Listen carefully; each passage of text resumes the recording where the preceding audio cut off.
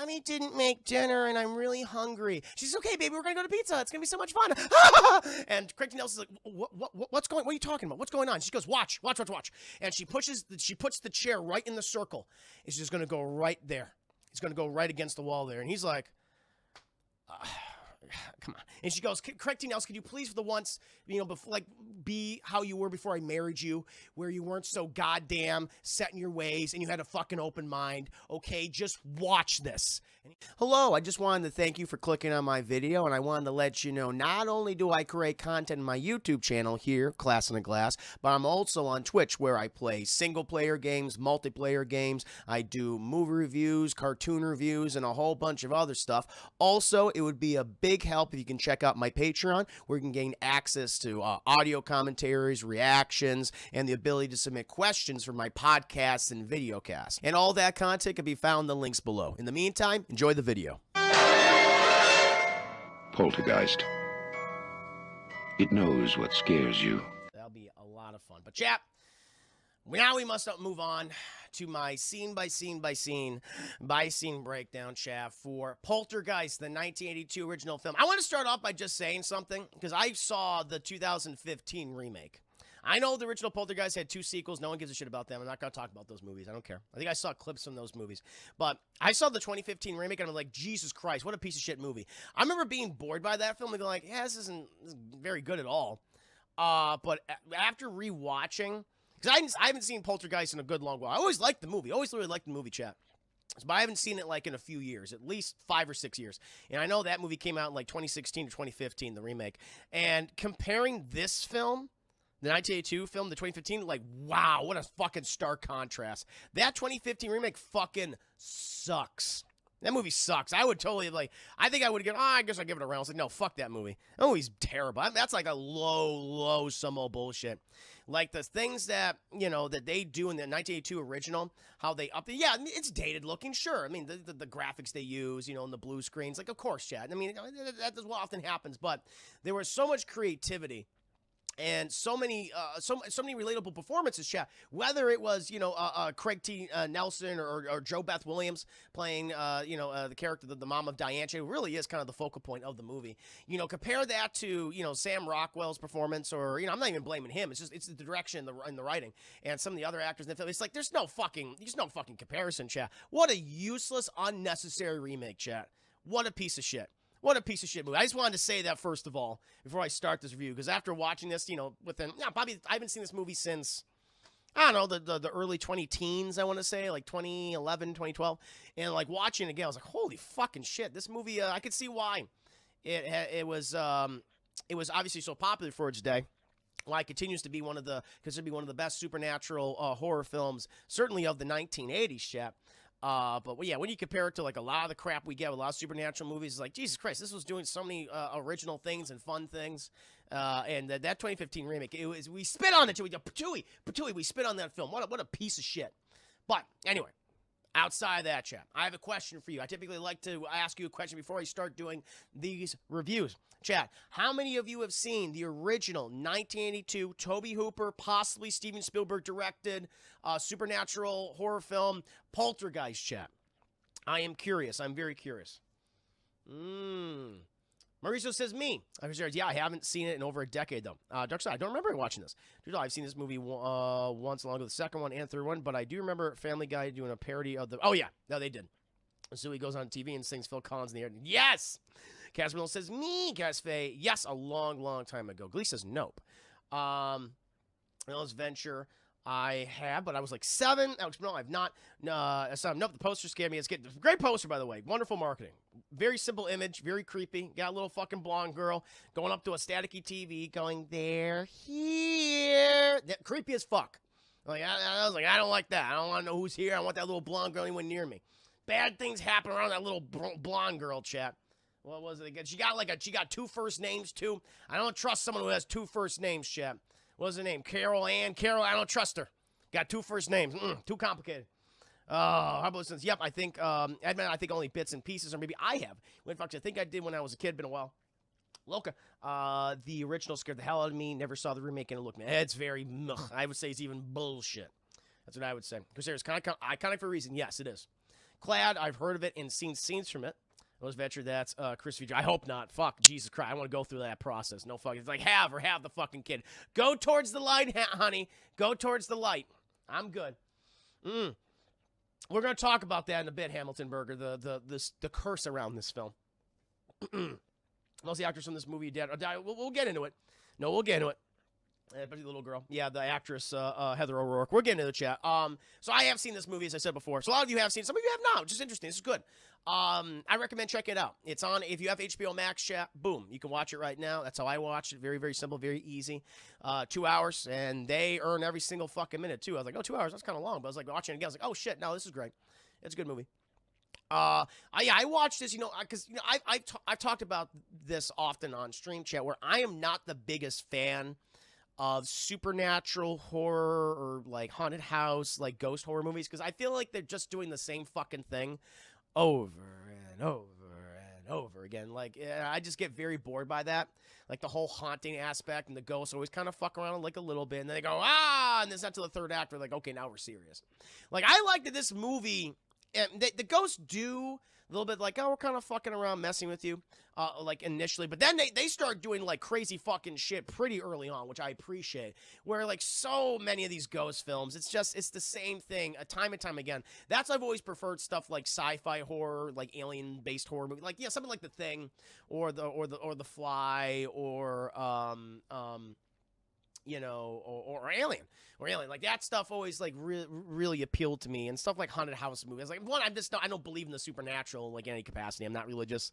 It's like, yeah, whatever. There's always an explanation for all these supernatural things going on. Thank you. Thank you so much. Got a new flower chat. Little Sparrow 96. Thank you for following my new Huckleberry. Welcome to the stream. Currently reviewing Poltergeist, sharing my thoughts on supernatural horror in general. And so, yeah, that's why, like, even the Conjuring universe stuff, I'm like, yeah, I just don't get it. It's just not for me. Like, all that stuff. And it's like, this feels so derivative. It feels like they're doing the same fucking thing. I have a few exceptions. Like, I love the second Annabelle movie. I thought that was fun. But outside of that, I don't care for it.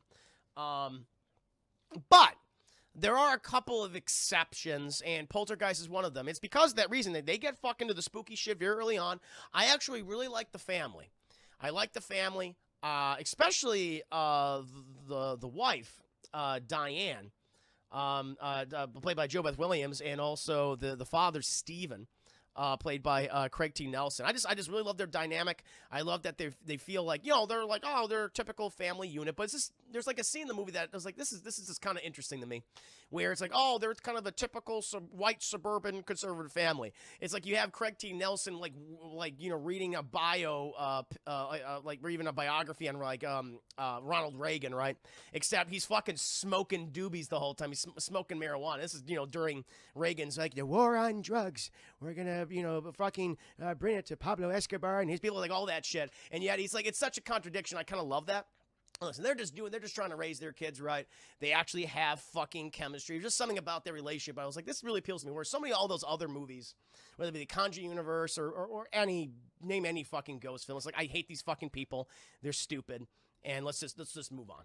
I like that, but I just really liked how you really, and this is the other thing that's part of the movie. It feels like there's a lot of Spielberg elements here. Like Spielberg, he was the master. Especially during the 80s, I don't say 70s, 80s, and 90s, of perfectly capturing that prototypical American suburban family unit. There's a reason why you have some people always aping his style all the time, because people have they have an affection for that era, of that family. Where they have their level of dysfunction and things, but there was a lot of humor to them.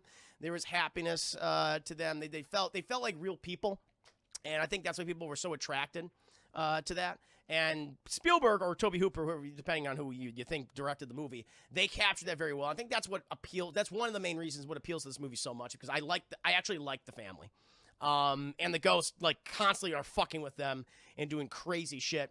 And I like that we get it. And they don't spend time of like the dad saying, oh, honey, you just have hysterics. You just have the vapors. Like, no, fucking right off the bat, it's like, there it is. There's something weird going on. He's like, what the fuck? They get down to brass tacks, which is what I appreciate. With so many of these fucking ghost films, it takes like an hour and a half for like the dad to go, oh, shit, I think something supernatural's going on. It's like, all right. Like, I like that they just get right to it. And then, the other side of this movie, chat. So, at the time when it came out, it was a huge critical and commercial success. It was, I think, the 8th highest grossing film of 1982. There's a lot of interesting history, outside of that, though. So, Tobe Hooper was brought on to direct it. Might not know Tobe Hooper. He directed films like The Texas Chainsaw Massacre and Funhouse. And those are the 2 films that got him this movie. Now, apparently, Spielberg was supposed to direct this film, but he couldn't because he was working on E.T. at the time. And it goes back and forth of, like, who truly directed this film. So apparently Spielberg was on set through most of the production. There are actors, particularly the actress who plays the seer in the film, Tangina, played by Zelda Rubinstein. She says, well, she did 6 days of filming, and Spielberg was the one who directed her. Like, Toby was there, but apparently this is when Tobe Hooper, he had a substance abuse problem. Both alcohol and drugs, and she said that he barely did anything on set, and Spielberg was the one who was shooting this movie, at least when she was there. And we have all these different people saying different things. Like, Spielberg says no, it was all Tobe Hooper, and Tobe Hooper says it was me. But then you have all these other people coming out and saying, like, nah, it was actually Steven the whole time. So it's just fucking weird. And it's Tobe Hooper did have a substance abuse problem during this period of his life, and people just go back and forth. I mean, yeah. You have Christian Nelson said it was Toby. You have people that say it was not. So I don't know. Tobe Hooper is listed as director, so I'm going to say it was Tobe Hooper. But it's funny that you have all these actors who are coming out and saying this guy did it. No, this guy did it. So interesting. Now there's also there was a bad rumor started that this production was cursed yet. So apparently there were a few actors, young actors that is, who died suddenly after after making this movie or several years later. Probably most notably, chat, you had the actress Heather O'Rourke, who plays the little girl Carol Ann, who goes, "They're here." Now, she apparently died suddenly in 1988, and she spent her career, I think, filming many things, but also she was in all 3 movies, I believe. And she died suddenly of an infected bowel. That people say, oh, the film was cursed because of this. And then you had another person who played the older sister in the movie, who I believe was, who played Dana. Her name was Dominique Dunne. She died, actually, the year the movie came out, where apparently she was strangled to death by her ex-boyfriend in October 30th, 1982, in the fall of 1982, which is kind of fucked up. But I know that Shudder had apparently done, like, a documentary series or something. Where it's like, oh, these supposed, horror films that were cursed, from, difficult productions and everything, and stars were dying off and stuff. I don't take any of that seriously, but those are some notable things that, outside of the film itself that happened to some of these actors, that they did indeed die suddenly or taken way too soon, of course. One, of course, a little girl died suddenly of an infection, and no one was even aware of, and one person was murdered. So, no, it's obviously very sad. And, of course, you have the whole – and that's what it is. It's just controversy. People like controversy, and they want to read more into it. I think that's pretty much how far it goes. They just want – it builds up the film as this legend, and people like that kind of thing. I think that's kind of bullshit. The whole Steven Spielberg, Tobe Hooper thing, I was like, that's interesting because all that shit was kind of going on. But I just want to bring it up because people were asking about it. I know that Shudder had done a documentary about cursed films or whatever. I don't take that shit very seriously, but I want to bring it up just for the hell of it, chat. Carmi Hazel, welcome to the stream. Hope you're doing very well, Carmi Hazel. Juice again. In case anyone's coming in here right now, welcome to the stream. Currently doing a review for 1982 Poltergeist. Just talking about some of the background of the movie overall. Also, one big point, chat, it showed you what a big commercial success this was. Had a budget of about $10.7 million, made $121.7 million in the box office, chat. And it spawned 2 sequels. And apparently they did a TV series. They did a TV series in the late 90s, chat, where not many of the actors return, except with the exception of Zelda Rubinstein as the seer. And they did the 2015 remake, which is a piece of shit. So that's why I like to say, chat. Yeah. Yeah, but now, my friends, now let's get down to the nitty-gritty fucking details, shall we? Open up on American Suburbia. Actually, I love how the credits start. I'm going to say, before we even get to American Suburbia, chat, Reagan's 1980s America, right? The movie, very simple opening, where we just see a screen with static and, like, weird fucking images within the static. Very original, very cool, very ominous. Thank you, Mocha, the 10 biddies. What is up with you? Just in the beginning of my Poltergeist review. Hope you're doing very well tonight. Mogi, cheers and salute. But wonderful, very simple open shake. Don't need all these fucking flash animations. Just, hey, there's a fucking TV set with weird fucking shit and the static moving around. And you got the credits, chat. But then we cut, and we're in 1980s Reagan, white America, chat, suburbia, right? And we see the family, see this typical American family, chat, the Freelings. They're called the Freelings. Thank you. Oh, chat, the support is overwhelming. Lord Drex, 69. I like it. Lord Drex, thank you for the follow, good sir. You are my huckleberry. Hope you're doing very well. But we see this typical, you know, suburban family, chat. You know, they're all asleep. They're all enjoying themselves. It's fucking, you know, it's like a fall or something. I don't know. And, you know, they're all tucked in the bed. You know, Dad, he fucking fell asleep watching the game. And, you know, this is back in the day, chat, when that after, like, you know, 3 a.m., fucking TV would just go, all right, there's no more fucking shows on. So static screen. Static screen, chat. It's the 80s. That's how it was. And the thing is, though, chat, apparently the house starts creaking and moaning. There's some weird shit going on. And this gets the attention, chat, of little Carol Ann, chat. You know, the little girl. What's her name? What's the actress's name? Heather O'Rourke. You know, little Heather O'Rourke, chat, little Carol Ann. She gets up from bed because she hears some whispering. And she goes down the fucking stairs, chat. And Dad, he's just fucking zonked out. You know, he's drinking. He drank too many beers, chat, eating too many pork rinds and stuff. Don't do that, Dad. It's not healthy for you. It's too many calories. And she goes to the staticky screen, and she places her hand on it, and all she says is like, ha, ha, ha. What are you talking about? What's your name? Wow, why can't I see you? And they're all we hear is, and eventually everyone hears a little fucking girl.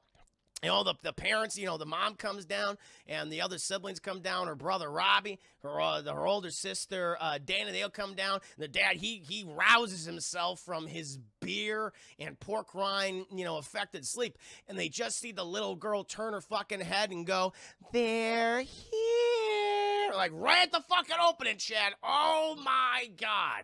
Holy shit, no fucking thank you. No fucking thank you. Like, I'd be like, oh, that's fucking concerning. That kind of concerns me, chap. But it doesn't matter. It doesn't matter, chap, because like typical, you know, suburban American family, we'll just ignore the creepy shit. We'll just push it down and we'll not pay any fucking attention to it. It's all good. It's all good. And we open up and the family, they're just going about their normal day, chat. Going about their normal day at this point, all right? And so, you know, we have the, you know, they have the dad going to work. You have the mom making breakfast for the kids, just enjoying themselves. And eventually, you know, they all come back home. They all come back home. You know, but Mom, oh, it's bad. It's actually kind of bad because the thing is, Dad, he has to go to work. He has to go work at the weekend. See, he wanted to make partner at the company, right? Wanted to make fucking partner at the company, but sadly, it didn't work out. But he's still making fucking money, Chad. He is their best salesperson, you know? It's part of this wonderful new development. The Cuesta Verde in you know, California, in American California, right? And they got all these new homes, and goddamn Craig T. Nelson, he plays the dad, Steve. He's an expert fucking selling all these goddamn homes to all these people. All right? But, you know, Mom, she's a typical stay-at-home mom trying to raise fucking 3 kids. Got a, you know, a late-teen daughter. Got a little Robbie, Chad. Always, you know, reading comic books and talking about Star Wars and shit. And she's got little Carol Ann. You know, the pride of her family, chat, you know, the apple of her eye, if you will. All right? And, you know, she's cleaning all the kids' room before Dad gets home. And what does she fucking see, chat? Ah, shit. The little fucking bird. The little fucking bird, apparently, Carol Ann's little birdie, he's dead. He's dead. She, God damn it. Well, I gotta fucking flush this little shit before she sees this. So she grabs the bird, chat. She's Tweety. His name's Tweety. Oh, how appropriate, chat. Made by Warner Brothers. It's like, yeah, this fucking Tweety. Now he's dead. Live action Tweety Bird movie, chat. Here and now. And so she goes to the toilet. And it's kind of weird. I would have just dropped that little sucker in, but she flushes the toilet and holds the bird like this for like a good minute. And then little Carol Ann sees, she's like, "Oh my God!" Mom's like, "Oh shit!" And Carol Ann's like, "You're not gonna fucking flush my Tweety bird. You're not gonna do that shit, all right?" And so then they have to prepare a funeral service for Tweety Bird, okay? And so they get a box. They get a, like, it's one of, I love it. The box that, like, Caroline's like, "This box smells funny." And you'll find out why that box smells so funny. She has a cigar box. She's like, "Oh, I assume it's filled with cigars or something." But I was like, Other listed substances, chat. Toby Hooper's goddamn devil's lettuce box. Smoking the Mary Jane, chat. Smoking the marijuana. And so the mom puts Tweety Bird in there, and the little girl, she's eating licorice, and like, "This is the licorice in case he gets hungry, and this is a picture of us with my dog and my brother Robbie in case he gets lonely, and here is a napkin for nighttime when he gets cold, and I love him so much, Mom." She's like, "I know you do, honey, I know." And they close the box up. They close the box up, chat, and they all go outside, right? They all go outside, and they start digging this little grave for a little Tweety. And you got Robbie, they put him in the ground, they bury him in the ground. And the sister's a piece of shit. The only thing the older sister does do is just fucking complain the whole time. And, because the little girl, little Carol Ann, she starts doing this little prayer. It's like, "Our Father, who art in heaven, hallowed be thy name." Just doing her thing. And the sister's like, "Oh, my God, what a loser." And the mother's like, "You little fucking bitch. You don't say that to my little girl. Getting your goddamn hands and knees." Just being shitty. Always stuffing her fat face and shit. Always eating celery and peanut butter the whole time. And it's like, "I know, you're pregnant. That's what it is." And so then they start doing the little prayers. You get your ass down there. They pray for little Tweety, and they bury him in the rose garden, chat. Bury him in the rose garden. And then Robbie, who's in the fucking creepy haunted vor tree, he's saying, "Hey, can we dig it up like in a few days and take a look at its rotting bones?" And fucking the mother's like, "Robbie, you crazy kid, get down here. You're gonna fall." He's like, "No, I won't, Mom." And they all go fucking inside. And then, we cut later tonight, but we look at the ground. It's like where little Tweety resides. It's very serious. And then, we cut to later that night, and all the kids are getting fucking tucked in. Like, you got little, what's her name? You got, Carol Ann. She's tucked in. By the way, weird that she shares a bedroom with her older brother, Robbie, chat. I guess there's not enough fucking rooms in the house, but they share a room. And so you got little Carol Ann, chat. They tuck her in. And Robbie, though, he's a big fucking coward, chat, because there's a storm a brewing. There is a CGI storm a brewing, chat. It's coming over the horizon, chat, over this little Cuesta Verde development. No one wants to see that, especially Robbie. He's fucking scared. And Mom's tucking him in, and he's like, "Mom, do you think the storm's gonna pass over quick?" And she goes, "Stop being a fucking pussy." And she fucking puts him in the bed. He's like, "I'm scared, though." She's like, "Don't worry about it. You'll be fine." He's like, "Listen, your dad and I, we need to de-stress. We need to de-stress a little bit. Just shut up. Just go to bed." And so she goes to the bedroom, chat, and fucking Craig T. Nelson, he's watching a war movie, chat, reading his Reagan biopic, and Mom, she brings out the latest cigar box, chat, filled with pre-rolled doobies, all right? I love it. This typical American, supposedly conservative suburban family, chat, and they're fucking smoking it up. She's like, "Oh, Jesus, these kids, just the whole time." And Craig Nielsen, "Hey, give me that, give me some of that, give me some of that." And he takes some of the as he's reading a biopic about Ronald Reagan, the war on drugs, Ronald Reagan. I just love the juxtaposition, chat. I love the contradiction. It was very, very funny. And it feels very Spielberg in that way. Classic fucking Spielberg. And so, they're doing the whole thing. They have a nice little bond. He starts talking like Donald Duck, chat. Hey, I can't do Donald Duck. But imagine Donald Duck, a lustful, horny Donald Duck, chat, trying to engage in the sexual coitus with a human female. That's what we got Craig T. Nelson doing right now, chat. Like, this is interesting. I've never seen this before. Okay? Meanwhile, we cut to the bedroom. Little Carol Ann, she's fucking asleep, chat. She's not scared of no goddamn storms. But Robbie, he's fucking terrified, chat. It's lightning, it's thundering, it's raining over the goddamn place. And we see the creepiest looking tree. We see, it's Donald Duck. No, it's Donald Duck, not Daffy Duck. It's Donald Duck. And we see the creepiest fucking tree outside of Robbie's door. It's like, this thing is just fucking weird looking. It's got no leaves on it. It's got all these weird nubs coming off of it, yet, like warts and shit. And it's just like staring at the kid going, "Hey, what's up?" Thank Thank you, Deadpool, for the 5 biddies. Appreciate that. Thank you, good sir. Thank you. But this thing is just kind of like occasionally kind of knock, very slightly, just, you know, just moving back, swaying back and forth, occasionally knock on the door. Knock on the door. Right? And then, chat, Robbie, you know, he's like, I gotta get up. And so he goes to his parents' bedroom, chat, where fucking Craig T. Nelson is still doing the Donald Duck voice, is engaging in sexual intercourse with Robbie's mom. And it's like, this is an awkward, he's just standing there just like, and eventually they go, and they get off each other. Oh, I'm sorry, it's a tough. Mom and I were just playing. We're just playing, we're wrestling. He goes, oh, okay. And he goes up to them, and he goes, guys, the storm is still here. It's really loud. And the dad's like, all right.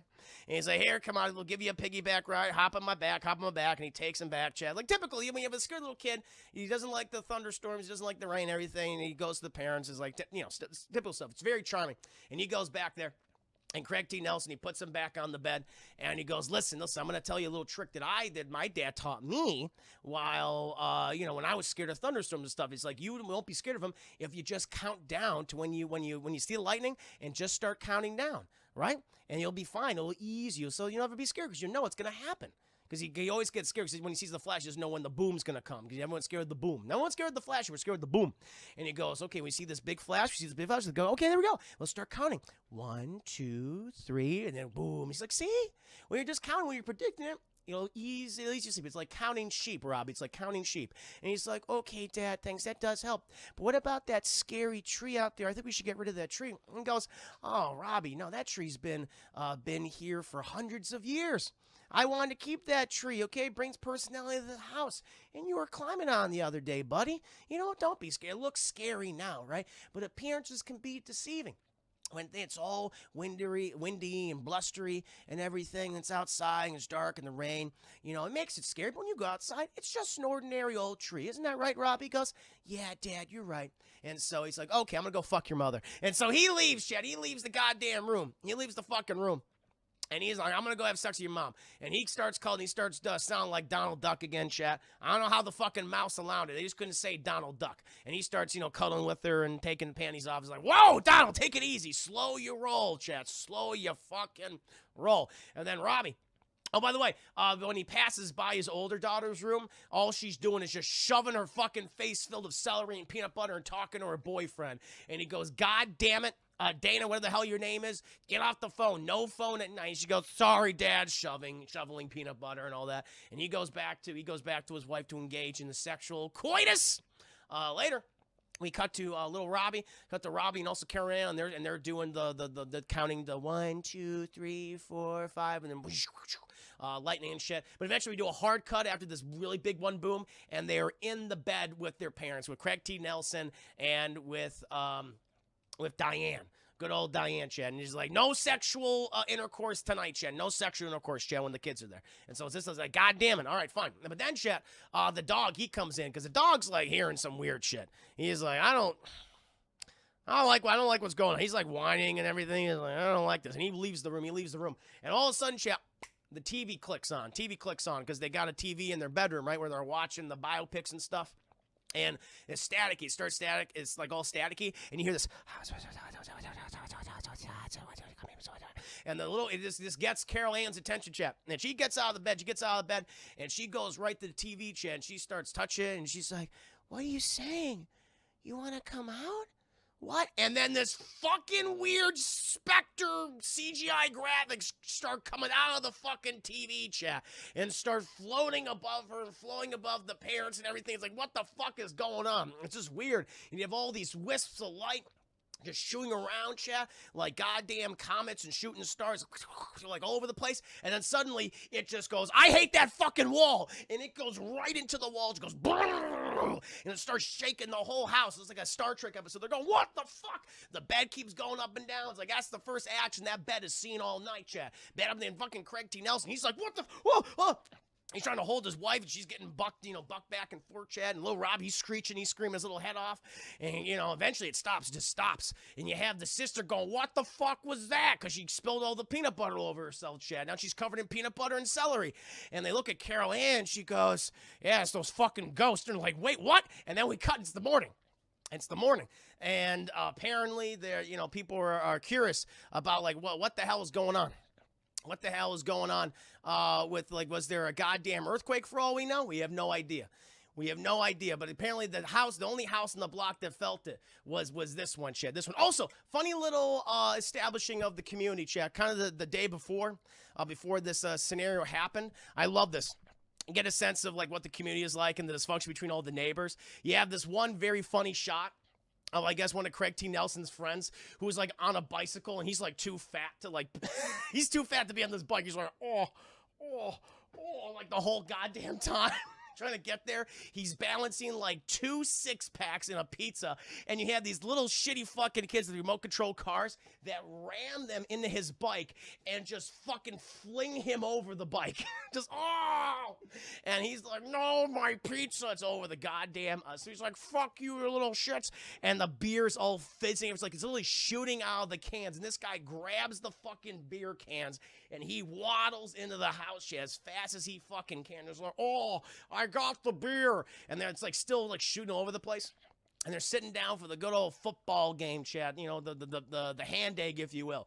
But the thing is, though, Chad, as soon as they sit down, the TV starts changing. It's like, it's the ghosts. It's not the ghosts, Chad. No, it's not the ghosts fucking with them. It's actually the neighbor, because they have their universal remote. And anytime the neighbor uses the fucking his universal remote, changes the channel, changes to Mr. Rogers' Neighborhood. Would you like to be my neighbor? And so Craig T. Nelson's in a constant battle with his neighbor about, listen, my kids are trying to my boys and I are trying to watch the game. He's like, well, kids want to watch Mr. Rogers. He's like, I get that, but it's a really important game. He's like, I don't fucking care, man. It's my kids. I'm not going to tell them that they can't watch Mr. Rogers. It's educational. He's like, well, fuck you. He's like, fuck you. And they start changing the channel on each other. Very humorous scene. Wanted to include that in the beginning. And then we get the dead bird. That's when the dead bird happens after that. But now Chad's like, okay, this is weird that they only felt an earthquake on apparently their house. Like no one else during the day felt this earthquake. Craig T. Nelson, he goes to work. He's trying to sell all these goddamn houses to all these people. They're pretty much the same exact model that his company makes, Chad. And they're expanding. Apparently they had phase 1, phase 2, phase 3. Now they're moving on to phase 4 of their new housing district. It's going great. And he's apparently the best seller. He sold over 48% of the houses in these neighborhoods. He's pretty goddamn good at his job, right? And then Mom, she's just like, okay, kids, well, you guys gotta, fucking go to school. Little Robbie goes to school. Carol Ann, Chad, she's still too young for school. She's just hanging out with Mom and everything. And so, yeah, the siblings, they're just fucking eating breakfast, Chad, throwing their fucking cereal at each other and stuff. Also, Craig T. Nelson, he's like, I want to build a fucking pool in the backyard, so I'm gonna get some of my boys in here. Gonna get a nice cheap pool. All right, it'll be great. And they're just gonna start fucking digging all this up. And then little fucking Tweety, Chad, remember little Tweety bird? They dug him. They fucking buried him the other day. He gets dug up, and you see his rotten little body, shit, just like come up there. And then he's crushed again. He's reburied. It's fucking horrifying. I was like, why the hell would you do that? And so at this point, you see the one teenage daughter, Chad, she's like, I gotta go to school, and she goes to her private school, Chad. She has a uniform, and these guys apparently are pedophiles, because they're start catcalling this 16-year-old girl. She's like, hey, how you doing, baby? Why don't you come over here and give me some of that? These are the employees of her father, and the mom's just watching this. The mom's just watching this from outside. Oh, witness me. Thank you so much, Expired Gaming, for the raid. Everybody on the dance floor, raid. Thank you so much, Expired Gaming. Hope you're doing very well. Good to see you. Just currently in the middle of my review for Poltergeist. And so these guys are just lusting after a 16-year-old girl. Mother's watching this from the inside of the house. And it's just fucking weird. Or the daughter is just like, she just fucking stops looking like, come over here, baby. Come on, give us some sugar and shit. And she just tells him to fuck off. Just fuck off. And they're like, ooh, we like it when you're frisky. And Mom's just like, haha. But I think she says, my daughter can handle these assholes. And the daughter walks off. She goes to school. Robbie goes to school. And then little Carol Ann, chat, all she's fucking doing is just staring at this little TV set they got up there, just the static, just listening. And she goes, oh, honey, you shouldn't do that. You're going to hurt your eyes. And then as soon as she says that, the channel, like, instantly changes. Goes to, like, this war movie or something. And she goes, okay, mommy. And, you know, the mother, she hears the dog barking upstairs, and so she goes upstairs and she sees that their dog, chat, is just barking at this on top of their bed, right at the wall, chat, like where this little mark was made, where they see like a little indentation where the fucking ghost spirits went through, right? And the dog won't stop barking at this one spot. And the mom is going, what is it? What is it, boy? And he runs off and he brings a toy back for the ghost as a sacrifice, and he continues to bark, but then he leaves. And she's like, that's fucking weird. Eventually, she goes back downstairs, and she notices that the entire table has been cleared, and all the chairs have been pulled back for some reason. She's like, what the fuck? And she goes to talk to Carol. Carol Ann, are you here? And she fucking goes, ah! She's like, oh, Jesus. Like touches her butt, touches her mom's butt. And she's like, you can't touch mommy's butt like that, dude. I'll scare her. She's like, I'm sorry, mommy. And she goes, did you clear the table and push the chairs out like that? And she goes, Did you see who did do that? She's like, okay. And she, pushes, she's like, all right, sure. She pushes the chairs all back, Jeff. Turns around, and she goes, all right, Caroline, you go get your things, and we're going to do this thing today. She's like, okay, mommy. And then she leaves, and the mom turns around, and all the fucking chairs are suddenly stacked on top of the table, Chen. So she's like, what? She's like, what the fuck? She says, Carol Ann. She goes, I didn't see them, mommy, but I can hear them. And she's like, what the hell is going on? This weird shit. Very weird shit, chat. And eventually, Craig T. Nelson, he comes home. He's done selling all these goddamn homes to all these people, all these jabronis, shit. Now he just wants some dinner. And he comes in, and he sees the trash cans. He's like, I got to bring in the trash. The typical things, like, I got home. The trash cans are knocked over. He tries to set them up. And the wife comes out, and she's like, Craig! And she's like, what's wrong? He's like, come inside the house right now. Come here, I got to show you something. And he's like, okay. And she just fucking drags him, and he still has, like, the garbage can in his hand. And she, like, throws him through the door. He's like, oh, and he gets caught in the door and shit. And he's like, hold on, hold me, put it down. She's like, okay, I gotta show you some shit. And we go in the kitchen, and the wife, chat, has made all these markings on the ground and shit. She's drawn out like this outline of where the chair will be, like right in this circle. She's like, I'm gonna put the chair right here, okay? And I'm gonna put the chair right here, and it's gonna move over to that spot right there. And he's like, honey, are you okay? Honey, what is wrong? And then you have little Carol Ann come here. She's like, mommy didn't make dinner, and I'm really hungry. She's okay, baby. We're gonna go to pizza. It's gonna be so much fun. And Craig T. Nelson's like, what are you talking about? What's going on? She goes, watch. And she puts the chair right in the circle. It's just going to go right there. It's going to go right against the wall there. And he's like, come on. And she goes, Craig T. Nelson, could you please for the once, be how you were before I married you, where you weren't so goddamn set in your ways and you had a fucking open mind. Okay, just watch this. And he's like, okay. And the chair is in that circle, chat, and goes boom right across the room. And he's like, what the fuck was that? She goes, I told you. And the mother's just going, it's amazing. Isn't it fucking cool? It's like, no, no, it's not. It's fucking horrifying. And he goes to the wall, and he takes the chair. He's like, lifts it up, and he's looking at the legs of the chair, and he's just like, what the fuck is this? And he just sits down on the ground. Because he doesn't understand. And the mom's like, hey, watch this. And she takes little Karen. It's like, okay, little Karen, just like we did last time. She puts a football helmet on the girl. She puts her in the middle of the circle. She goes, okay, hold on tight. Daddy will catch you in case you go too fast. She's like, okay, mommy. And then fucking Caroline just shoots forward, chat. And she gets up, and the dad's like, what the hell? She goes, that burned my butt, Mom. She goes, oh, I'm sorry, Caroline. We'll get you your favorite pizza. Don't you worry. And the dad's like, what is happening? What is this? He doesn't know how to explain. At this point, he's like, what do we even do? And so him and his wife Diane, they go to the next door neighbor, the guy who they were fucking arguing with, the buttered noodles guy.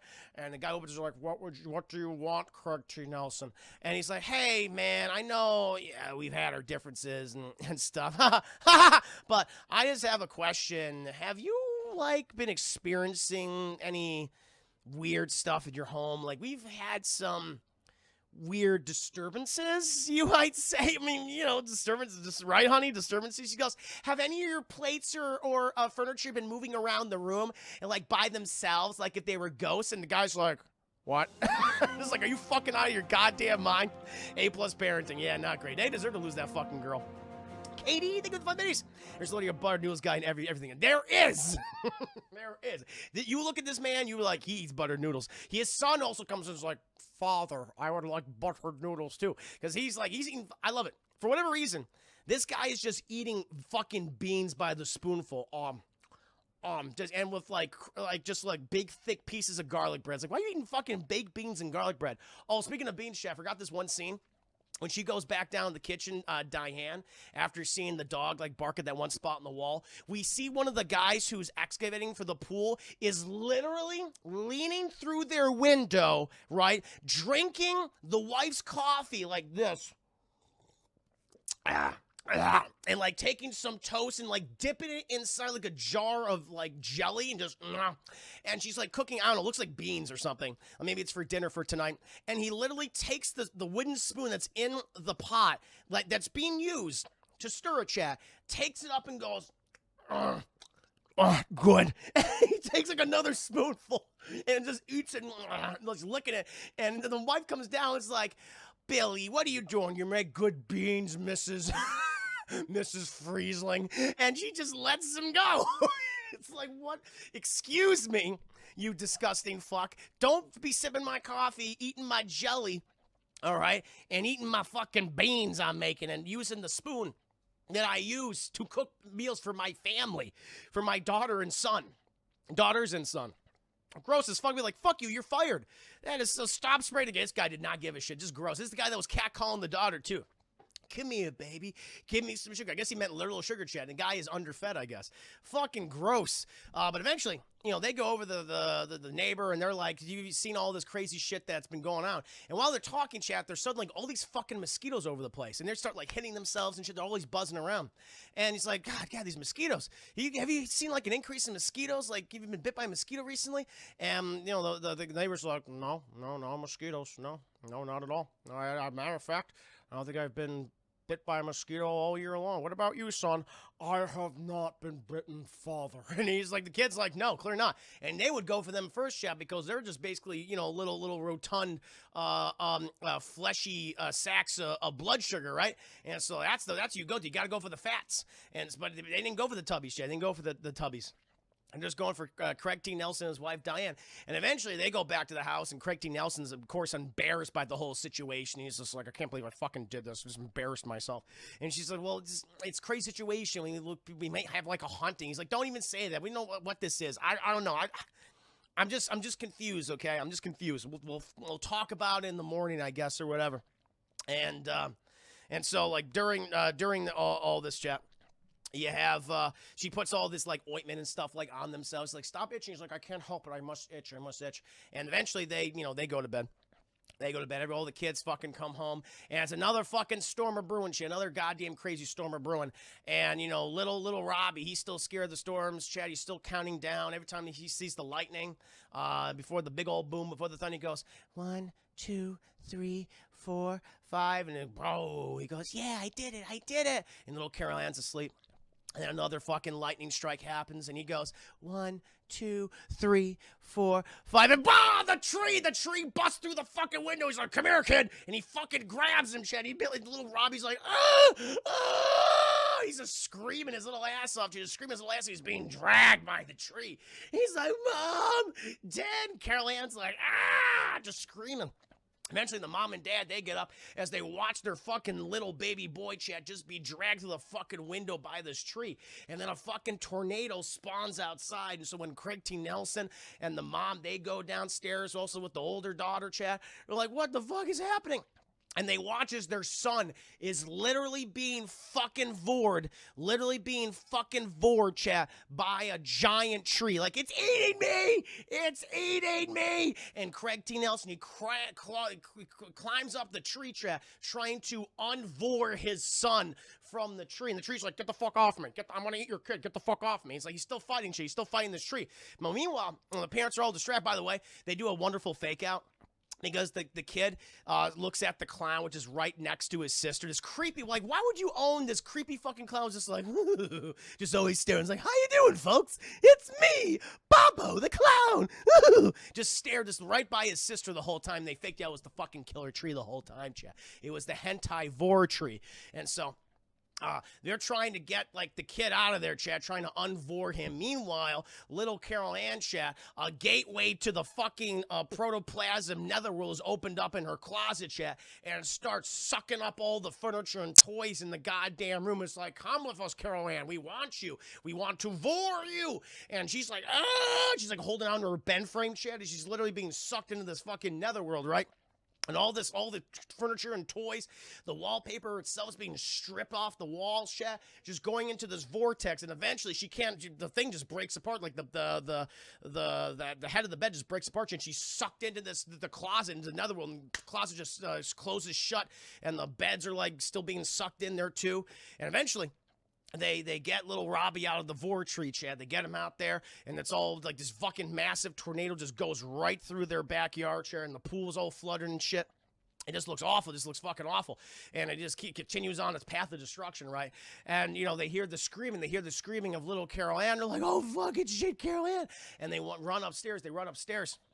And they can't fucking find her. They're like, oh, God. They see all the furniture is all askew in the room. It's like it's been torn apart. And they go to the closet, and little Robbie's just there screaming like, oh, God, oh, God. The sister's like, I need more peanut butter and celery. Stat, where is it? She starts eating all the peanut butter she can get, yeah. Well, Craig T. Nelson and his wife, they start tearing apart. They start tearing apart the closet, yeah, and they see underneath. They see like, oh, they found their daughter. She's underneath this blanket. It's okay. And they take the blanket off. This is me. It's Boppo the clown. Thought I was your daughter? I wasn't. And they're like, no, where is she? Where the fuck is she? And they just begin tearing apart the fucking house. The mom goes downstairs. She just starts looking. The dad, he goes outside. He ends up falling in the fucking pool, thinking that his daughter might have fallen in there, Chad, and is drowning. And he goes in there, and it's like this giant, you know, oh, witness me. Thank you, Mr. Hummendinger, for the raid. It's a non-dog pooping raid. Thank you so much for the amazing support. Good to see you. Currently reviewing the 1982 supernatural horror thriller classic, Poltergeist. How you doing tonight, man? At the part where little Carol Ann's been sucked in the protoplasm netherworld. It's fun. That's a good time. I'm scared. Help. Butters, good to see you. Hope you're doing very well tonight. Forgotten Virtue, welcome. No, happy to have you guys here. Thank you so much for joining me. I'll continue on with this nice little robust review here, chat. So Craig T. Nelson, he goes in the goddamn water.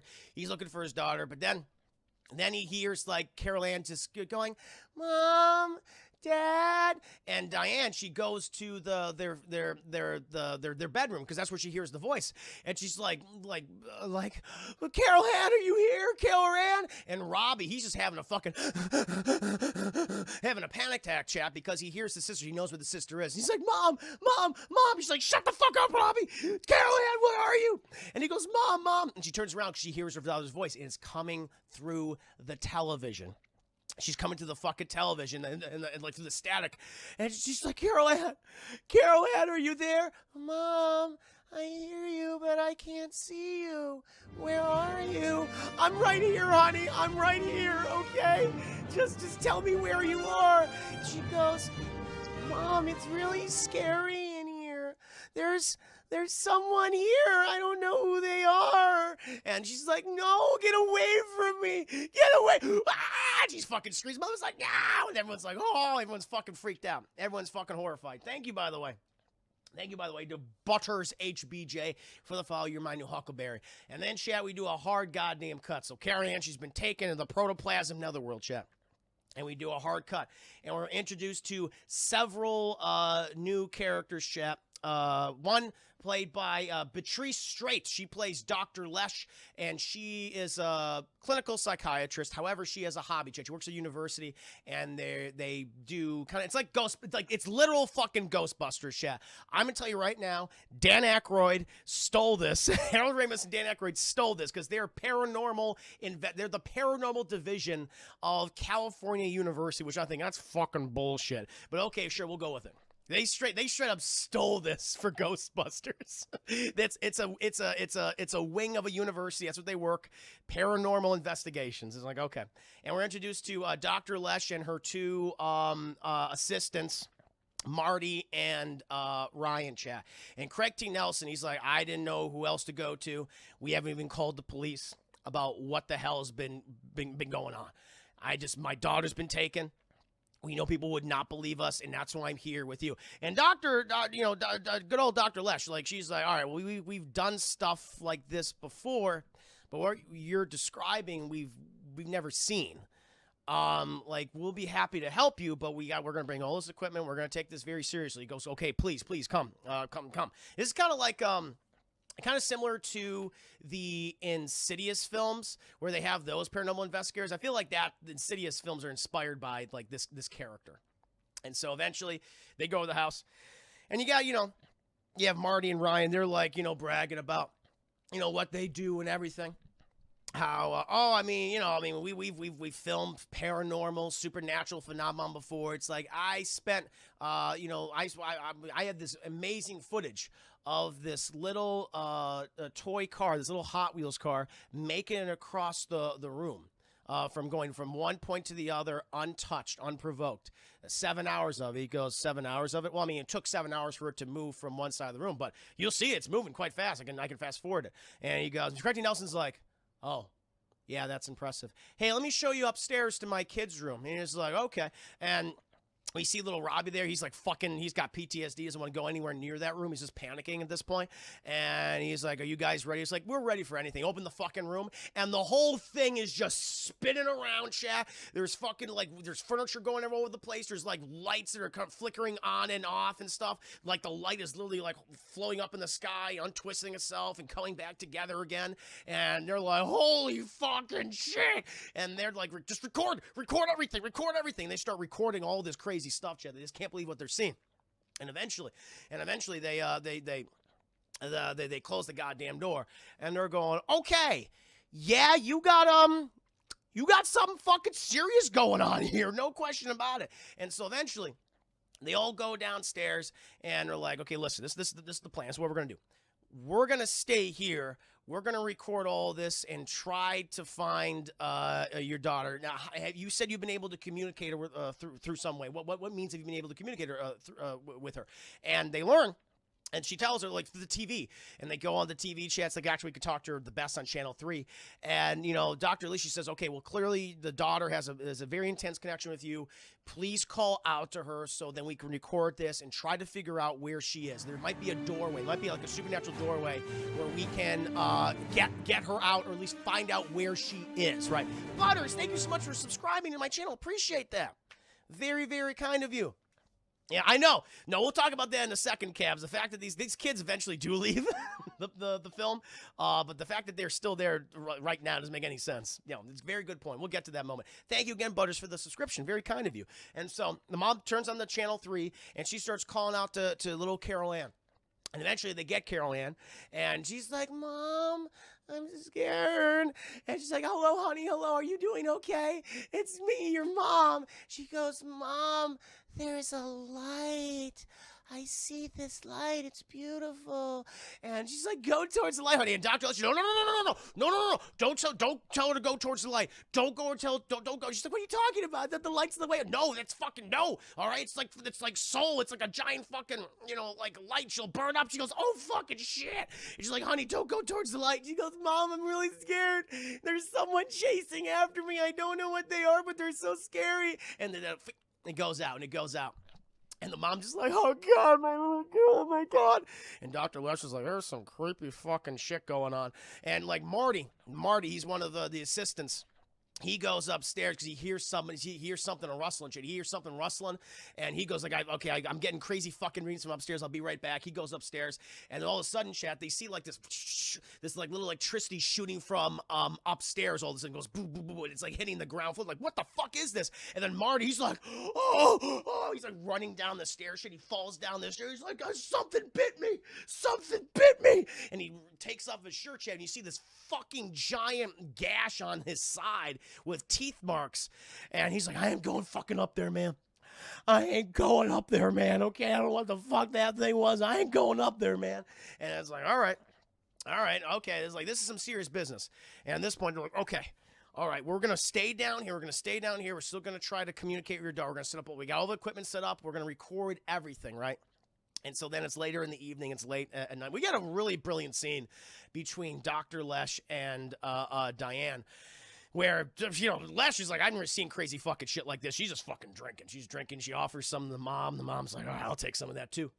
And you got like little Robbie's like nestled in her her arm right now. Craig T. Nelson, he's still up. He's just sitting in his chair, just looking, giving that 1,000-yard stare, chat. Just like he's got the PTSD, he got all the PTSDs in the world. And then, you know, Diane, she's just so scared of the situation. Dr. Lesh goes to turn off the TV. She's like, no, just please leave the TV on just in case she comes back. She's like, I understand. And oh, that's the other thing too. Because when the light shoots down from upstairs, chat, all these random objects fall out. So you get like this watch that's like over 200 years old. You have all this old jewelry that doesn't belong to anybody. It's like this random stuff just fell from the sky, and they're like looking over all these things.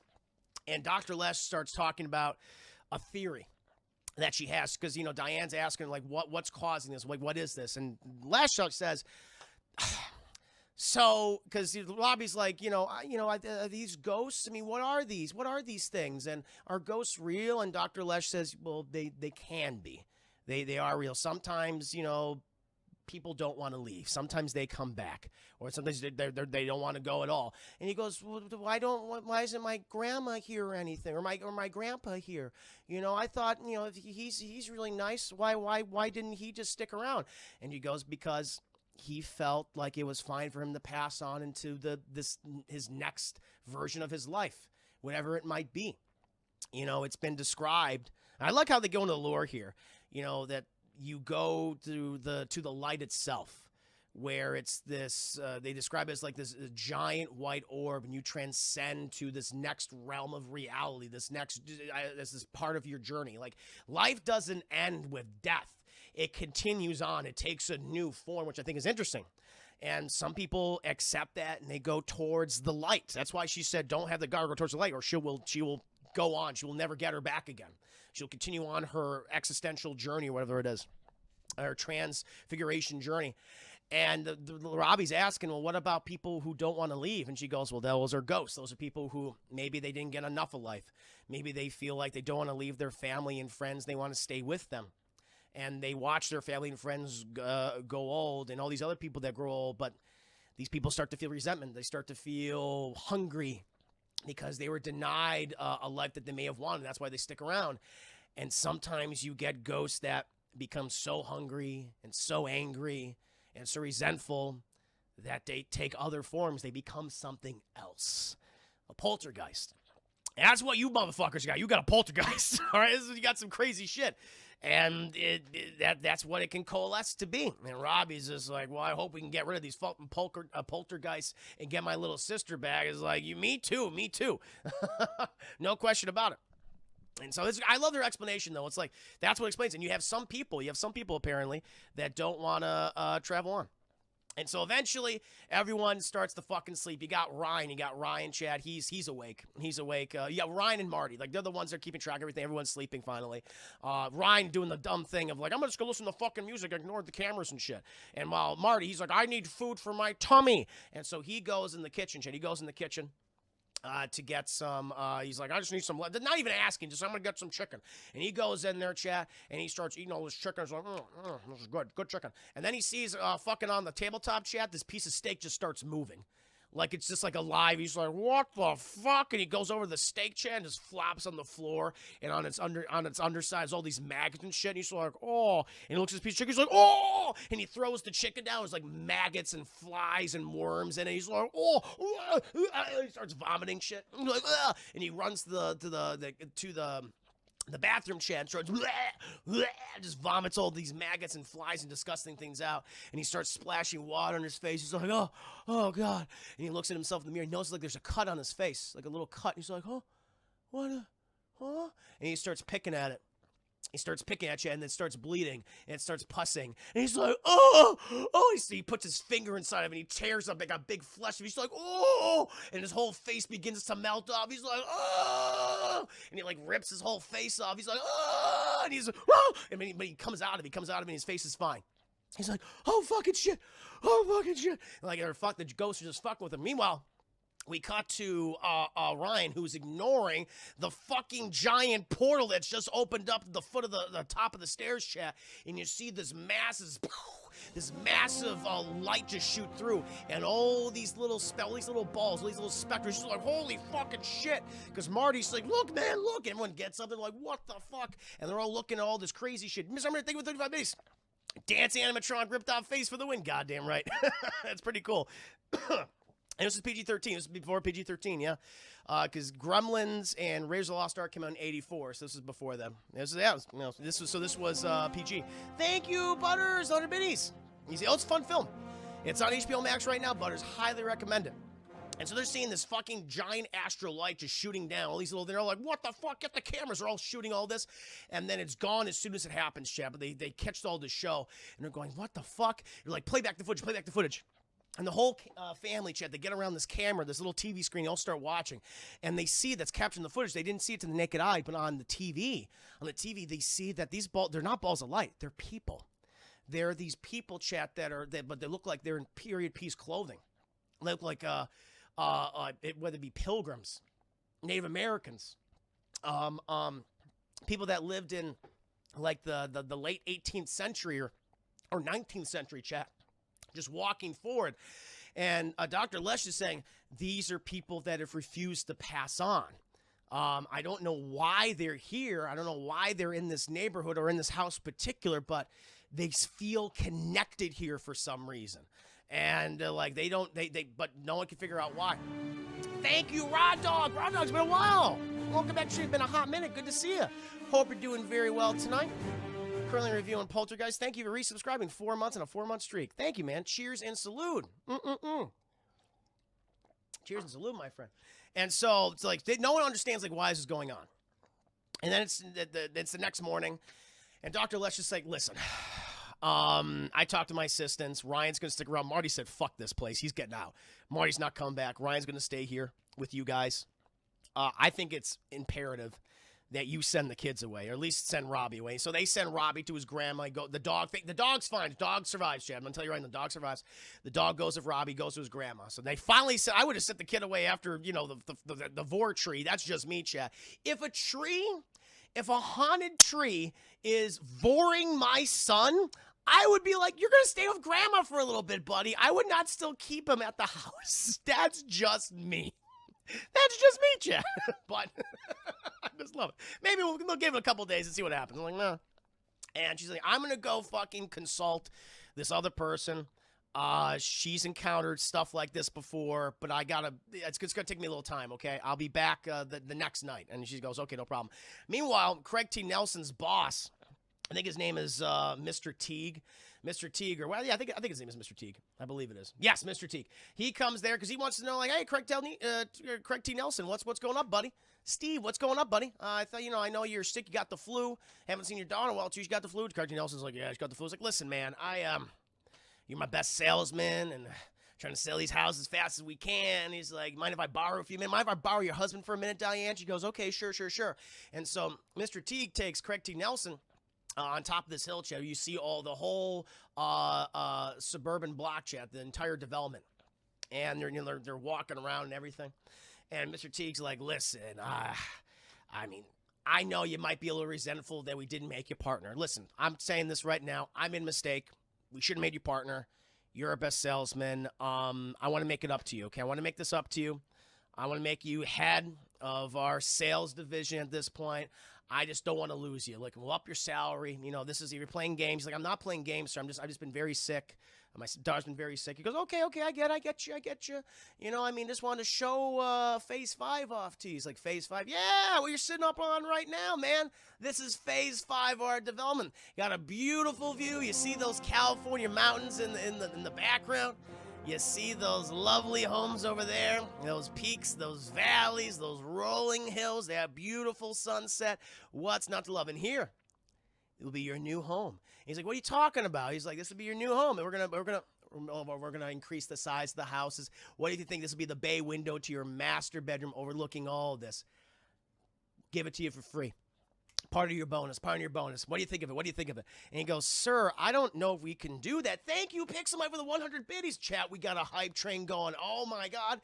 Got a positive review here, chat. Well, positive review of Craig T. Nelson going, sir, I don't know if we can do that. Thank you so much, Pixel, for the 100 biddies. Thank you, guys. You guys have been so goddamn generous during this stream. Got some new friends, have some new followers, some new subscribers. Appreciate that. Thank you. Hype. It's chugging along, chat. It's chewing along. Thank you. I need to take some breaths for you. I take about 3. I take about 3 during the reviews. That's how I review things, man. And I do a fucking mile a minute. It's part of my shtick. Bat Shields, thank you for the 10 biddies. Bat Shields, Katie, I hope you're doing very well. Butters, friends! Yes, indeed, Butters. We're friends now. That's how it works on my streams. Bat Shields, another 10 biddies. Thank you. Back to back biddies. That's 20 biddies. Color Me Hazel coming here at the 50 biddies. I want to be a part of the fun before I bounce out of here for the night. No, yes, please. Thank you, Color Me Hazel. Juicy game, juicy game, juicy game. Indeed. Thank you so much, guys, for all the support. I hope you're enjoying the review so far. Yeah, you see, these guys have been very open about how Poltergeist was the main inspiration for the... Oh, clearly. No doubt about it. The whole team aspect of the paranormal investigator. I mean, Ghostbusters stole from this movie. That's why it's a very influential film. Thank you, chap. Oh, boy. Let's let the hype train serenade me for a second. And I'll continue on with the review. After this show, I will be reviewing DuckTales, the reboot. I'll be doing episode 1 of DuckTales. Should be a good time. Mr. Hummer with the 115-year-old movie. Thank you, Mr. Hummer. Thank you. Katie with the hype as well. Another 10 biddies. Thank you so much. Casfay coming there for another 5 biddies. Thank you so much, Casfay. This movie's yeah, the movie's it's 40. It's gonna be 40 years old soon, chat. That's incredible. Yeah, next year will be its anniversary, 40-year-old anniversary. Sure, Chef. Now, sure, Chef. A fantastic evening. Thank you for all the support. Thank you again, guys. Thank you, Katie. Thank you, Casfay, for the generosity. DuckTales. Whoo. See, Chad, Donald Duck. He's getting a lot of press tonight. He was having sex with Diane earlier, chat, and now he's, in this new episode I'll be reviewing. Be good stuff. Love it. Thank you. Night, Treasure Shoe. Bye-bye. Sleep well. Never seen Poltergeist? Judas, I recommend checking it out. It's on, if you have HBO Max, you can watch it that way. That's how I watch it. Come Hazel, join Juicy's Only Juicy Fans. Your descriptions help feed Alex Bernal vegetarian meals. Please subscribe today. Thank you. Please do it, chat. Please do it. I read erotic Sonic fan fiction. It's true.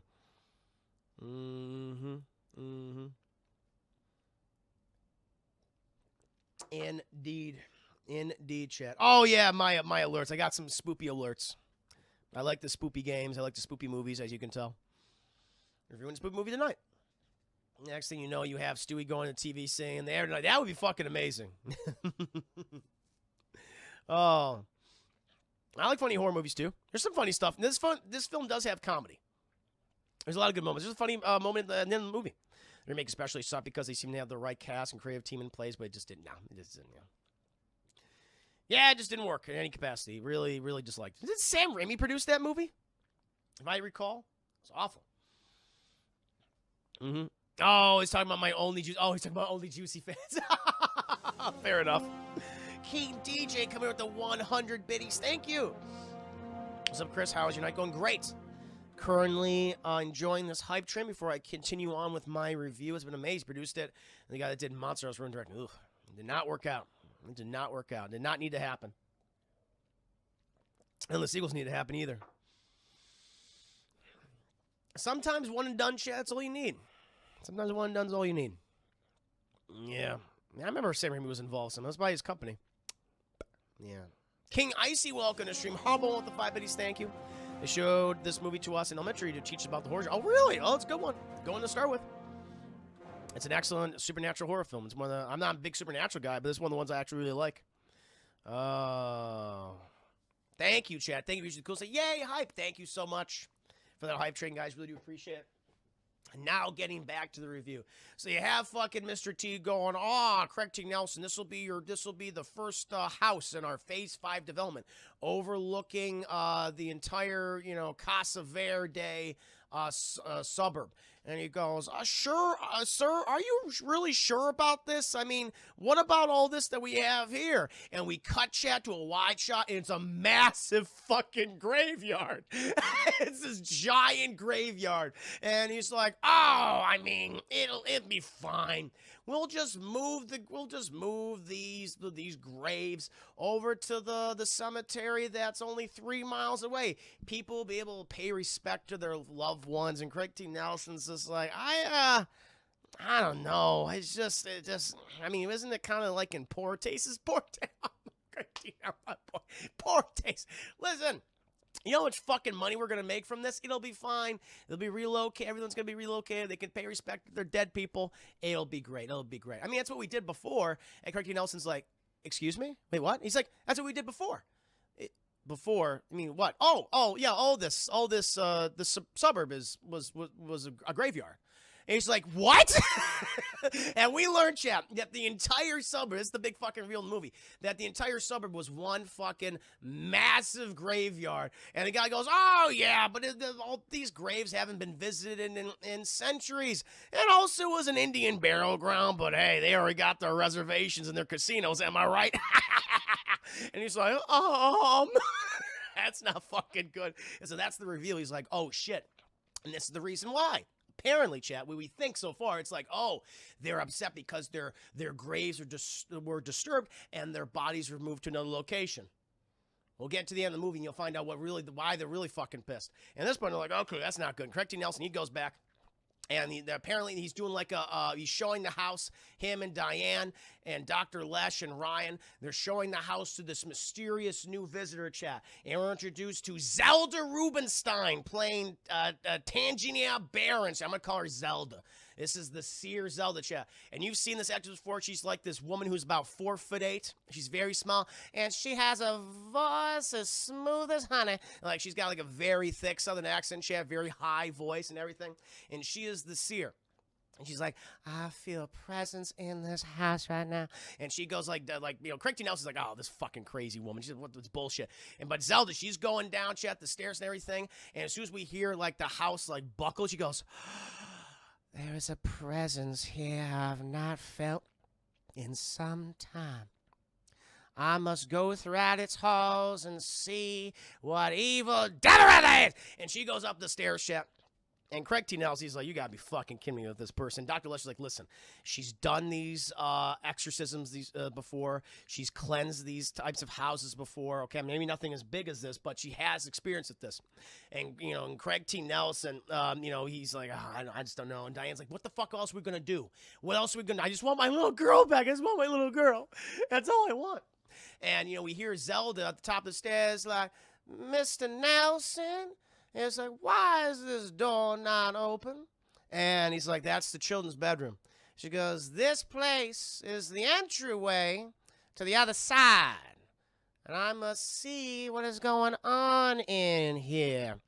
And, they continue talking. Craig T. Nelson's like, oh my God. I mean, what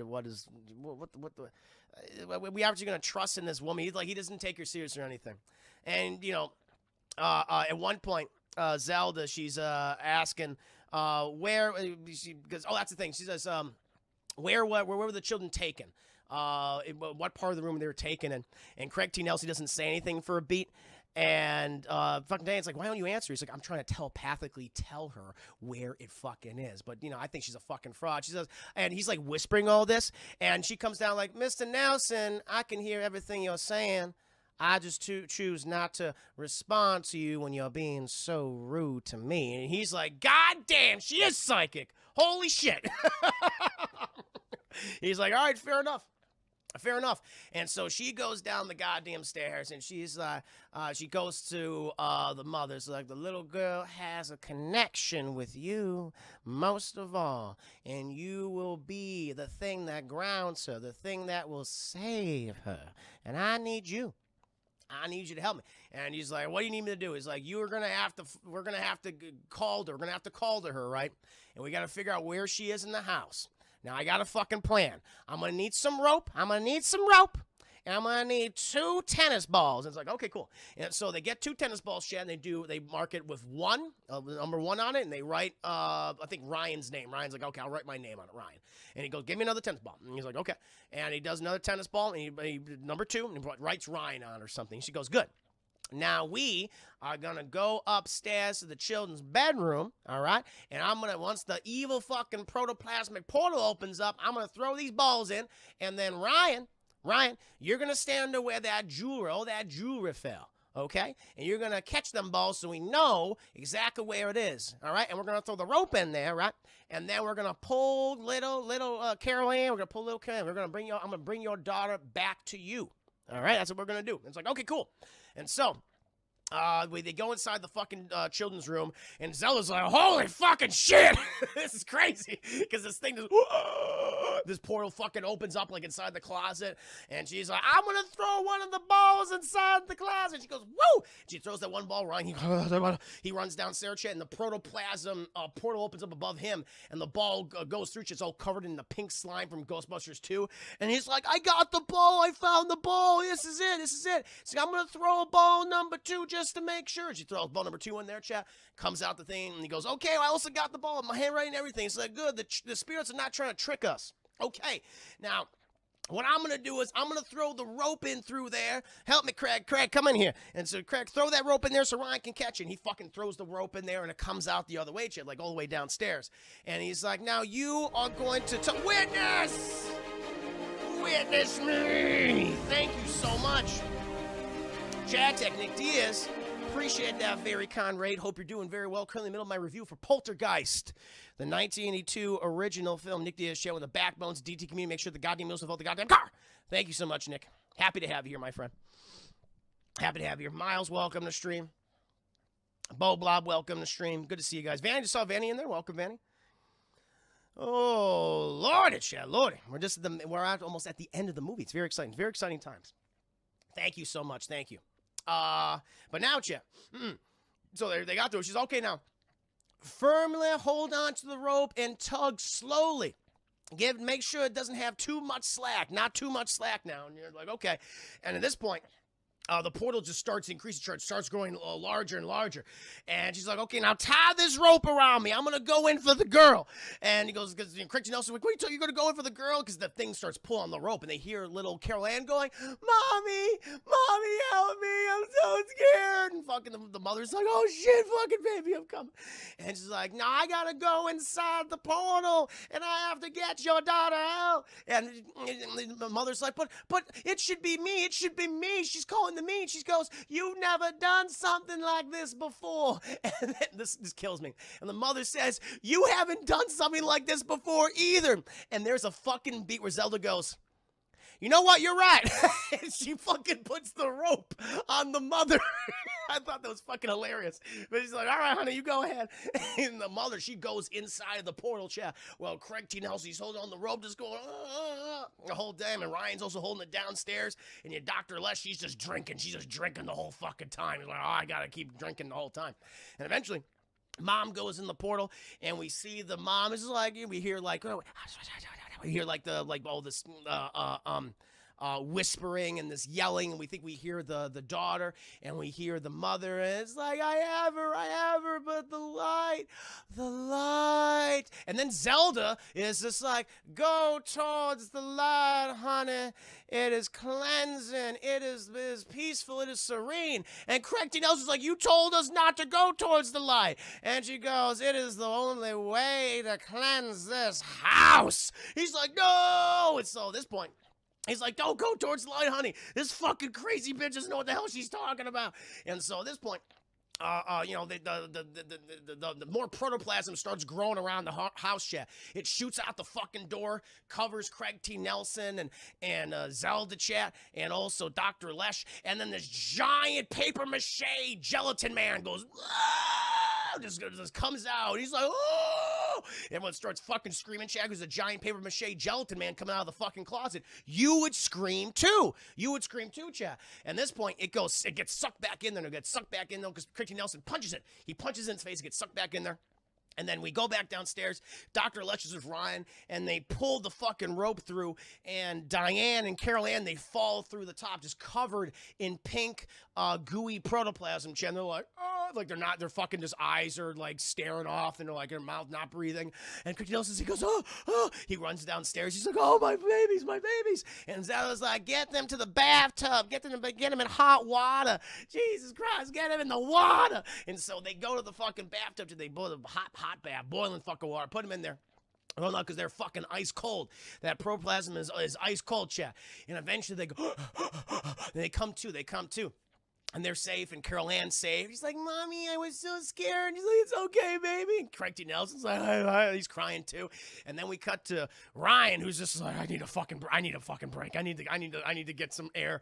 And then Dr. Lesh goes outside to Zelda, and Zelda has the fucking gall and to say, and this house has been cleansed, which is bullshit.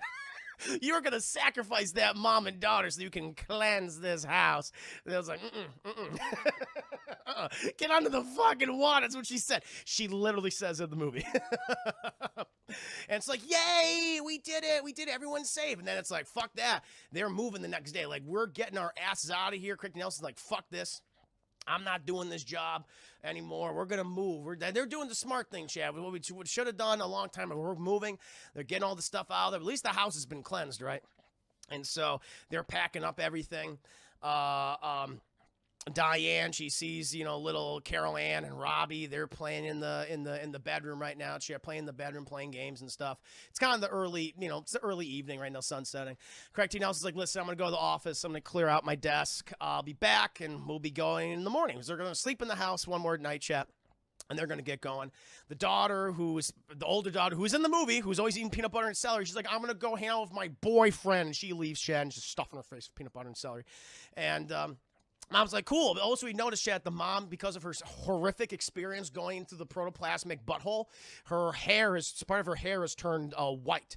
And so she's like, I'm going to just do a little day for me, a few hours for myself. She's going to dye her hair. And she's resting in the tub, Chad. She's resting in the tub, dyes her hair and everything. While her, now it's evening, and, Carol Ann and Robbie, they're tired. And so they go to the little beds, and they start sleeping. Right? And Carol Ann, she finishes her bath and everything, chat. Finishes her bath, and she goes and blow dries her hair, and she goes to her bed, and she's like, just relaxing. It's finally over. Oh, my God! And she's fucking just thrown against the ceiling, goes, bah, bah, bah. It's like, you thought you dealt with us, bitch? Think again. And it starts dragging her, this fucking thing you can't even see, starts dragging her across the walls. I love this practical effect. Very similar to A Nightmare on Elm Street when that girl is being dragged on the ceiling. It's like, and she's being slashed up, and the mom is just being thrown around the room and just trying to get down off the ceiling. She's fucking freaking out, just screaming the whole time. So Zelda was a lying bitch saying that this house has been cleansed. You can cleanse shit, lady. And Diane's freaking out. She's trying to get off the ceiling. Meanwhile, we cut back to the little boy, chat, and he's like opens his eyes and he sees that the clown's like, we see Boppo. He's like, how you doing, Robbie? just sitting in a chair, and he's like, ugh. And he closes his eyes and he puts the blanket up to his head and he puts the blanket down, and Boppo is gone. What happened to Boppo? He's like, oh, shit. And he's like, oh, he hears something underneath his bed. He's like, oh, no. And he goes, wonderful cinematography, by the way. He goes like to the edge of his bed, Chad, and the camera follows him and everything. And he lifts it up and he sticks his head down there. No Boppo. Boppo not there, Chad. Oh, everything's fine. Just tricks of the eye, illusions. Stands back up, and Boppo's like, how you doing, kid? And fucking hentais him and grabs him, chat, wraps its giant linguini arms around his fucking face and throws him on the floor, chat, and just vores him under the bed, trying to consume him. He's like, oh, not again. Except it's a disgusting clown doll instead of a tree. And Tree's like, woo, woo, woo, woo, woo, the whole fucking time, because he's like, yeah, I couldn't get him, but you can't get him, Boppo. Meanwhile, the mom, she finally gets off the goddamn roof, and she buzzing the little girl, Carol Ann, she's fucking screaming because she's watching her brother being vored by a hentai clown. You don't want to be vored by hentai clowns, chat. And she goes through the fucking door just going, oh, God. And she's like, I gotta grab my kids. And she's trying to help get little Robbie out there. Carol Ann, she's fucking freaking out. She's running around and shit. Craig T. Nelson, he gets back home. He's like, oh, God, what the fuck is going on? Holy shit.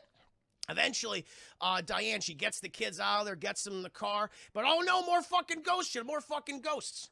And they start fucking with her because then, like, for whatever reason, the ground begins to tremble, chat. And she ends up fucking falling into the back of the pool. And it's like, what the hell? And you know what's in the fucking pool, chat? Zombies, skeletons. They start appearing out of nowhere and start grabbing her. Like, ugh. There was a rumor on this film that apparently they used actual dead bodies. Not true. They didn't use actual dead bodies. They look fucking real, though. And they start dragging all these fucking, like, all these coffins start popping out of the ground all of a sudden, chat. All these caskets. It's like, what the fuck? Are those, has they been buried underneath their whole time? And we cut to Mr. Teague, who was, dropping Craig T. Nelson off at home, trying to convince him, like, you should fucking stick with the company, all that. I don't want to lose my best salesman. And at this point, Craig T. Nelson puts everything together. You motherfucker. You didn't move the bodies. You just moved the headstones. You just moved the headstones and you left the bodies here to rot. That's the reveal, chat. All this development company did, they simply just moved the headstones and they disturbed all the graves of all these dead people. Thousands of them still buried underneath here, chat. Their graves desecrated. That is why they are so angry with everyone, chat. And it's goddamn chaos. Eventually, Diane, she's fighting for her life, chat. She's crawling up out of the muck as these skeletons are still, like, grabbing onto her. They're all, like, just one giant mass now. And the neighbors, chat, the Mr. Buttered Noodles, he comes to save her. And his wife and her little buttered noodles, chat, little linguine buttered noodles, they come in and they drag her out of the pool. And they're like, what the fuck is happening? What the hell is going on? Eventually, they're fucking scared, chat, because all the neighborhood just erupts in fucking chaos. All these coffins and caskets start spraying up, chat. Houses start falling apart. And, Diane, she grabs her fucking kids, makes sure in the car. Daddy starts freaking. They get the dog, chat. Daughter, who's just eating all the peanut butter and celery that she can stuff inside herself. She gets in their car. Dad's like, my keys, where are my keys? He drops his keys, chat. And he grabs his fucking keys, and he's like, fuck this place. He starts the car and drives. He just abandons everything, chat, and he just drives out of the neighborhood as flames are erupting from the ground, chat. All the people are, like, screaming. Mr. T, chat, he sees the house implode, and he gets his fucking face and body, like, ripped from his skin suit, and he dies. It's horrible, chat. It's horrible. Like, the whole neighborhood is just, and the house just goes, like, boop. It goes inside the portal itself, chat. It's crazy. And then we cut, and the family is just like, how's all that 1,000-yard stare, chat, just staring in the middle distance, just slowly going into, like, pulling into a motel. They get their fucking room key. They all go up there, they all pile into the room, chat. They close the door, and the dad opens the door, and he pushes the television out, chat. He unplugs the TV and pushes it outside, and he closes the door again. And that, my friends, that is the 1982 supernatural horror classic, Poltergeist, chat. There you go. Full price, chat. I might even give it a high full price. You know what? Some of the effects are dated. Full price. This is a full price movie on the DT scale, chat. Excellent film. Very, very fun. Does a lot more than a lot of supernatural ghost horror movies. They fuck up some people in this film. They fuck up that neighborhood. Those ghosts are like, nah, we're not done. And it ends with a little bit of humor, too. Perfect. Oh, now I gotta do the horrible remake. Oh, God. The remake is so bad. It's a scary ending. It's like, oh, shit. The scariest stuff is probably at the end. Like, the clown is at the end. The dead bodies coming up from the ground is at the end. Mr. T getting his fucking soul, like, sucked out of his skin suit, and that's pretty fucked up. Fortified gaping ghost holes. I agree, Nye. I agree. It's intense. It's an intense movie, chat. It's great. It's a great film. Highly recommend it. If you want to watch it, if you have HBO Max, it's on there right now. 2 hours, chat. Boom. Very entertaining film. Very entertaining film. The TV ending was, and it ends with a joke. It does end with a joke. That's very Spielberg-esque to me. Yeah, it's a fun movie, chat. Definitely one of my favorite supernatural horror films. This is coming from my guy that's not really into supernatural horror, so liked it. Gleeville 100. Vinny, thank you, and a full price review. Thank you. So I'm glad you enjoyed the review, chat. Yeah, that was a fun one. I knew that would be a fun one. Just with a better remake of the movie than the Sam Rockwell. Fair enough. Woo! My condition. Hobo, one thing with 3 biddies. Excuse me, I forgot. I didn't see Urban Nation. I watched the whole remake just to see how well they would pull off the imploding house scene, and it couldn't even do the fuck that. No, they couldn't even do that. Remake is terrible. I talked about that in the beginning of my review today. I would give like a low some old bullshit. I remember seeing it, I was like, it's like, it's like a rental or whatever. But like after watching this movie again recently, because I haven't seen this movie in years, and I was like, God damn, they did a lot of fun stuff with this film. So yeah, this is a fun movie, Chet. It's a fun movie, and I'm glad you guys enjoyed the review. It was a fun review, fun movie to talk about. Thank you, King Icy. Thank you, and I'm glad you guys enjoyed it. I think they replaced Pepe Le Pew with Penelope Pussycat. I don't know who Penelope Pussycat is. I don't know who that is. Pepe Le Pew, he's not in anything anymore. Yeah, rapey skunk. I watched it for the first time a while back, but of a slow burn, but we'll enjoy it. Yeah, no, it's you know what? It gets going, I think, like after the first 30 minutes. Once the daughter gets sucked in the fucking hole, it's like, oh, shit. I mean, it just felt really rushed and tamed down. Oh, the remake is super tamed down.